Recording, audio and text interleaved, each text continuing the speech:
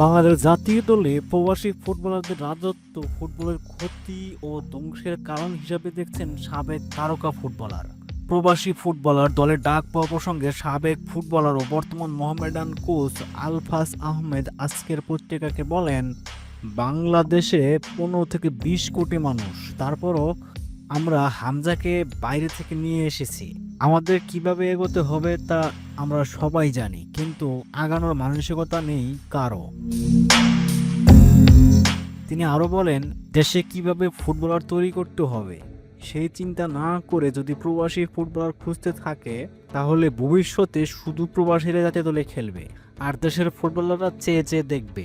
Football ধ্বংস হতে যা বাকি আছে তা ধীরে ধীরে পূরণ হচ্ছে আর কি।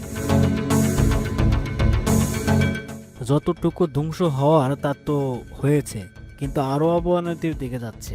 প্রবাসী ফুটবলার নিয়ে সাবেক ফুটবলারদের এরূপ বিতর্কিত মন্তব্য কোনোভাবেই গ্রহণযোগ্য না, কারণ তারা এত বছর ফুটবল খেলে দেশের জন্য কি অর্জন করতে পেরেছে? কেউ কোনো কিছু না। এখন প্রবাসী ফুটবলার দিয়ে আমরা স্বপ্ন দেখছি। আপনি খেয়াল করে দেখুন, ফ্রান্সের বেশিরভাগ প্লেয়ারই হচ্ছে অন্য দেশ থেকে আসা। ইংল্যান্ডের, স্পেনের প্রত্যেক রাষ্ট্রে এরকম বাহিরের প্লেয়ার আছে। সো এটা ফুটবলের ধ্বংসের কারণ হবে কেন? হামজা চৌধুরীর কারণেই ফুটবলে একটা রেভলিউশন করতেছে, একটা সম্ভাবনা তৈরি হয়েছে। আর উনি বলতেছে ফুটবল ধ্বংস হয়ে যাবে। ফুটবল তো ধ্বংসই ছিল, এখন তো হচ্ছে কি বলে, এখনই তো উন্নতি হচ্ছে। মানুষ ফুটবলের খোঁজ খবর রাখতেছে। এখনই তো বাংলাদেশের সর্বোচ্চ ফুটবলে এ যাবৎকালে সর্বোচ্চ হাইপ সৃষ্টি হয়েছে এই হামজা চৌধুরী আসার কারণে। আর এই আফজাল বলতেছে যে বাংলাদেশ ফুটবল ধ্বংসের পথে। এই মন্তব্য মোটেই গ্রহণযোগ্য নয়। বিগত বছরগুলোতে প্রবাসী ফুটবলাররা না খেলিয়েই কি উন্নতি হয়েছে দেশের ফুটবলে আপনারাই চিন্তা করুন। উল্টো তলানিতে যেতে হয়েছে।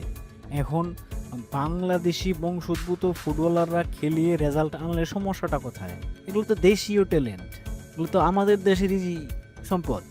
আমাদের বংশোদ্ভূত প্লেয়ারগুলো, এগুলো তো আমাদের রাইট আছে, তাদের প্রতি অধিকার দেখানোর আমাদের রাইট আছে। সো এইগুলো বলার কোনো মানেই হয় না। অপরদিকে দেশীয় ট্যালেন্টকে তো আর উপেক্ষা করা হচ্ছে না। যারা ভালো খেলবে তারা অবশ্যই সুযোগ পাবে। আরিফ, ইমন, মিতুল, হৃদয়রা তো তাদের ক্যালিবার দিয়ে খেলতেছে।